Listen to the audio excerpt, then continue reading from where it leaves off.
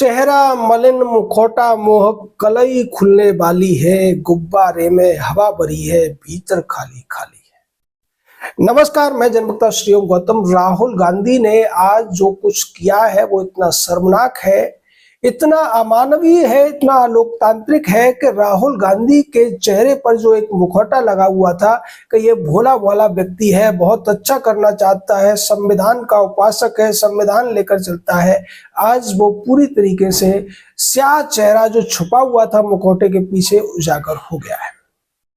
आज जिस तरीके से कांग्रेस पार्टी ने एक अभियान चलाया था, अमित शाह के संसद में दिए गए भाषण के एक हिस्से को पहले सोशल मीडिया पर प्रचारित किया गया और उसके बाद उस पर विवाद खड़ा किया गया। हालांकि इसको लेकर अमित शाह ने प्रेस कॉन्फ्रेंस की और सारी चीजें स्पष्ट कर दी थी, लेकिन उसके बाद कांग्रेस पार्टी के सांसद और तमाम विपक्षी पार्टियों के सांसद संसद प्रांगण में प्रदर्शन कर रहे थे। दूसरी तरफ एनडीए और बीजेपी के सांसद भी वहां पर प्रदर्शन कर रहे थे। जहां पहले कांग्रेस पार्टी के मकर द्वार के पास प्रदर्शन होता था, उसी जगह आज एनडीए और बीजेपी के लोग थे और वहीं पर थे प्रताप सारंगी जो पूर्व मंत्री हैं, बालासोर उड़ीसा से बीजेपी के सांसद हैं मुकेश राजपूत और फानोन कोन्याक।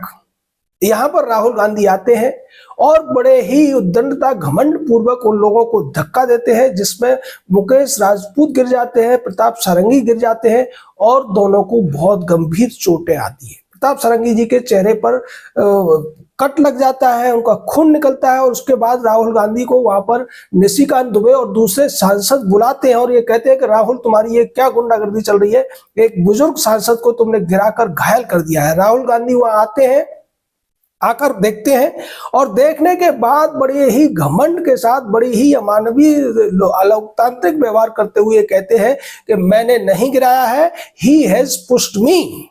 उसके ऊपर एक महिला सांसद कहती है कि तुम्हारे अंदर इतनी डिसेंसी नहीं है कि एक व्यक्ति घायल हो गया है, बुजुर्ग व्यक्ति है, उससे हालचाल पूछने की बजाय तुम उनको ही उल्टे डराने धमकाने धौंस देने की कोशिश कर रहे हो। इस तरह से राहुल गांधी वहां से अकड़ दिखाते हुए, ऐंठ दिखाते हुए निकल जाते हैं, जिसके बाद फिर से वो अपने जो उनके साथी होते हैं, चिंटू पिंटू होती है, उनको हल्ला मचाने के लिए कह देते हैं। इसको लेकर खूब हंगामा होता है, बात संसद तक पहुंचती है और इसको लेकर भारतीय जनता पार्टी की तरफ से संसद में मामला उठाया जाता है। दूसरी तरफ भारतीय जनता पार्टी की नागालैंड से एक सांसद है फानोन कोन्याक, वो भी बताती है कि किस तरीके से राहुल गांधी चिल्लाती हो उनके पास आए और इतने पास आ गए कि उन्हें भी डर लगने लगा, उन्हें डराने की, और उन्हें ऐसा लगा कि शायद वो उनका सील भंग कर सकते हैं, उनके साथ बदतमीजी कर सकते हैं। इसकी शिकायत उन्होंने राज्यसभा के सभापति जगदीप धनखड़ को दी है और ये कहा है कि मैं इसके खिलाफ जांच चाहती हूँ। अब ये जो संसद का पूरा परिसर है, यहाँ तमाम सीसीटीवी फुटेज है और उसके अलावा तमाम मीडिया के कैमरों की फुटेज भी है। उससे ये साफ हो जाएगा कि राहुल गांधी ने आज जो बदतमीजी की है, जो गुंडागर्दी की है, जो अलोकतांत्रिक व्यवहार किया है, जो अमर्यादित व्यवहार किया है, जो अमानवीय व्यवहार किया है, वो पूरे देश के सामने उजागर हो चुका है और आने वाले दिनों में और भी ज्यादा उजागर हो जाएगा। राहुल गांधी जो नेहरू गांधी परिवार से आते हैं और अपने आप को इस देश का शासक समझते हैं, उनके अंदर या उनकी बहन के अंदर या उनके जीजा के अंदर जो एक घनक है, एक घमंड है, एक सनक है, वो यही है कि वो अपने आप को इस देश के सभी नागरिकों से और यहाँ तक कि देश के प्रधानमंत्री, राष्ट्रपति से भी ऊपर अपने आप को समझते हैं और ऐसा वो दिखाते रहे। प्रधानमंत्री मनमोहन सिंह के कार्यकाल में एक विधेयक को उन्होंने जिस तरीके से फाड़ा था और मनमोहन सिंह को मजबूर कर दिया था कि उस विधेयक को बाद में उन्हें निरस्त करना पड़ा था। ये राहुल गांधी की हनक है, सनक है या उनका उद्दंडता है और ये पहले से चला आ रहा है। नेहरू गांधी परिवार में ये सब बहुत पहले से है। इंदिरा का जमाना हो तब संजय गांधी इसी तरीके से हनक दिखाया करते थे। राजीव गांधी के जमाने में सोनिया की हनक हुआ करती थी और जब कांग्रेस पार्टी की सत्ता दोबारा से वापसी हुई, उस समय भी सोनिया की हनक इसी तरीके से थी। वो एनएसी की वो चेयरपर्सन होती थी और वहां सारी सरकारी फाइलें प्रधानमंत्री से पहले वहां जाती थी जांच होने के लिए। सारे आदेश, सारे अध्यादेश, जो कुछ सरकार में होता था वो सब कुछ सोनिया गांधी के इशारों पर होता था। उसी को बरकरार रखे हुए हैं राहुल गांधी और आज जो उन्होंने कुछ किया है वो सब उसी का एक दूसरा नमूना है। इससे पहले जब वो संभल जाने की कोशिश कर रहे थे तब प्रियंका वाड्रा ने भी इसी तरीके का संकेत दिया था और खुलकर ये बयान दिया था कि राहुल गांधी चूंकि विपक्ष के नेता है, एलओपी है, इसलिए उनके जो संवैधानिक अधिकार हैं वो बाकी लोगों से ऊपर हैं। ये इनकी सोच है, ये इनकी एक गलतफहमी है और उसी गलतफहमी पर ये लोग चलते हैं, उसी के अनुसार व्यवहार भी करते हैं। ये आज राहुल ने दिखा दिया है। जिस तरीके से उन्होंने पहले धक्का मुक्की की, 2 सांसदों को घायल किया, जिनमें एक बुजुर्ग सांसद प्रताप सारंगी जी हैं जो मंत्री भी रह चुके हैं और जिनके बारे में, उनकी सादगी के बारे में तमाम चर्चे हैं, सोशल मीडिया पर तमाम वीडियो ऐसे पड़े हुए हैं। जब पिछली बार वो मंत्री बने थे तब भी हमने उनके ऊपर एक विस्तृत वीडियो बनाया था और बताया था कि किस तरीके से वो झोपड़ी में रहते हुए और लोगों की सेवा करते हैं, उसी का इनाम प्रधानमंत्री ने उन्हें मंत्री बनाकर दिया था। उन्हीं बुजुर्ग प्रताप चंद्र सारंगी को आज जिस तरीके से घायल करके उनके साथ दुर्व्यवहार राहुल गांधी ने किया है, फानोन कोन्याक जैसी महिला के साथ, जो कि एक आदिवासी महिला नागालैंड से आती है, उनके साथ जो व्यवहार किया है, मुकेश राजपूत को जो धक्का दिया है, उनको अंदरूनी चोटें लगी हैं, उनका इलाज चल रहा है राम मनोहर लोहिया में। इन सब के ऊपर भारतीय जनता पार्टी की तरफ से राहुल गांधी के खिलाफ संसद मार्ग थाने में तमाम धाराओं में केस भी दर्ज करा दिए गया है और ये जो धाराएं लगाई हैं उनमें 109 है जो कि अटेम्प्ट टू मर्डर है, उसके अलावा 115 है, 117 है। 117 होती है जब जानबूझकर चोट पहुंचाने की कोशिश की जाती है। इसके अलावा 125 है, 131 है और 351 है।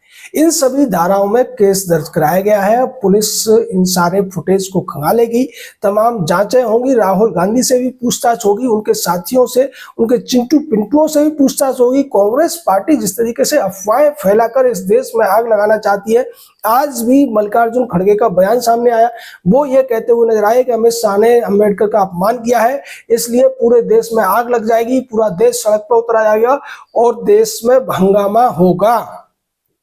आपको याद होगा दिल्ली दंगों से पहले ऐसा ही भाषण सोनिया गांधी ने रामलीला मैदान में दिया था और ये कहा था कि सरकार जो ज्यादती कर रही है, लोगों को सड़कों पर आना चाहिए, सरकार का विरोध करना चाहिए और सरकार की ईंट से ईंट बजा देनी चाहिए। ऐसी बातें सोनिया ने कही थी। उसके बाद पूरी दिल्ली में दंगा भड़क गया था।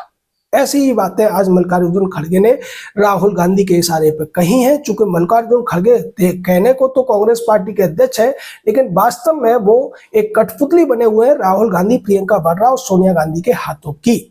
कांग्रेस जिस तरीके से अफवाह फैलाने का काम करती रही है, क्लिप काटकर वो लोगों को अफवाह फैलाने में, झूठ फैलाने का काम करते हैं।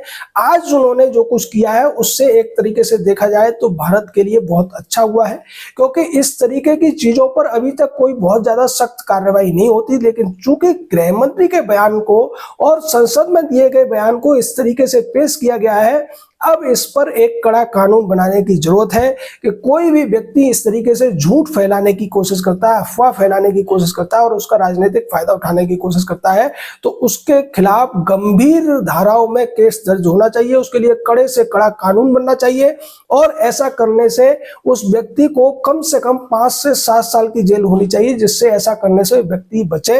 नहीं तो आज एआई का जमाना है, डीप फेक के माध्यम से किस तरीके से लोगों की आवाज बदल दी जाती है, उनके चेहरे बदल दिए जाते हैं और अर्थ का अनर्थ बना दिया जाता है।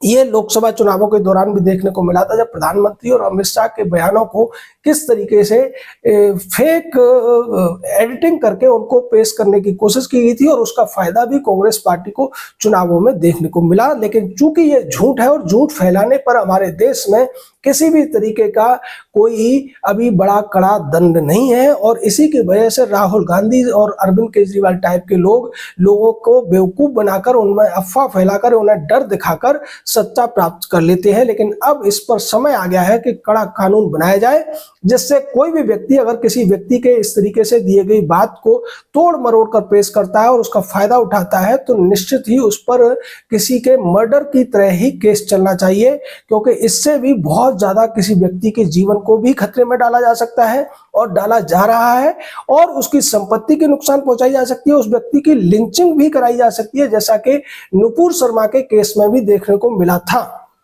जब तथाकथित फैक्ट चेकर जुबेर ने उनके एक क्लिप के मतलब पूरे जो उनका वक्तव्य था उसमें से छोटी सी क्लिप काटकर उसको सोशल मीडिया पर प्रसारित कर दिया था और उसके बाद तमाम लोग नुपुर शर्मा के लिए सर तन से जुदा के नारे लगाते हुए सड़कों पर उतर आए थे।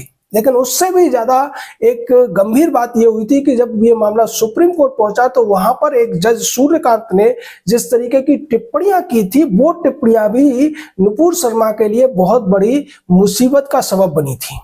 और उन टिप्पणियों के ऊपर सूर्यकांत को आलोचना भी हुई थी। तमाम रिटायर्ड जज ने कहा था कि सूर्यकांत को ऐसी टिप्पणियां नहीं करनी चाहिए थी। सूर्यकांत अब वरिष्ठता में आते हैं सुप्रीम कोर्ट में, लेकिन वो ऐसी टिप्पणियां करते हैं और इन्हीं टिप्पणियों को जब काट छांट कर पेश किया जाता है तो ऐसा लगता है कि वास्तव में नुपुर शर्मा ही दोषी थी उस सारे वाकये के लिए। तो अब केंद्र सरकार को यह समय है कि इस पर एक कड़ा कानून बनाए। झूठ फैलाने, अफवाह फैलाने और झूठे प्रचार करने पर कड़े से कड़ा कानून बनना चाहिए, जिससे सख्त सजा हो कि कोई भी व्यक्ति इस तरीके की अफवाहें फैलाने से पहले, इस तरीके की चीजें वायरल करने से पहले 50 बार सोचे। और नहीं तो ये जो आज स्थिति बनी है वैसी ही स्थितियां बनती रहेंगी। और उसके बाद जो आज घटनाक्रम हुआ है, कितना शर्मनाक तरीके से राहुल गांधी ने उद्दंडता दिखाई है, अमर्यादित आचरण किया है, एक बुजुर्ग सांसद को चोट पहुंचाई है, एक महिला के खिलाफ उन्होंने बदतमीजी करने की कोशिश की है। तो ये सारी चीजें कांग्रेस के उस मुखौटे को उजागर कर चुकी हैं जो लगाकर वो चल रहे हैं। सबको पता चल गया है कि जॉर्ज सोरोस के इशारे पर काम करने वाला ये सोनिया गांधी का परिवार किस तरीके से देश के खिलाफ साजिशों में शामिल रहता है। देश के खिलाफ चाहे चीन का मामला हो, अमेरिका का मामला हो, बांग्लादेश का मामला हो, इस तरीके की चीजें ये उठाते रहते हैं। वो सब सोरोस के इशारे पर, सोरोस जो कहता है वही सब कुछ कांग्रेस करती हुई नजर आ रही है। और ऐसा लगता है कि कल जब अमित शाह ने भाषण दिया था तब उस पर कांग्रेस ने आपत्ति नहीं जताई थी।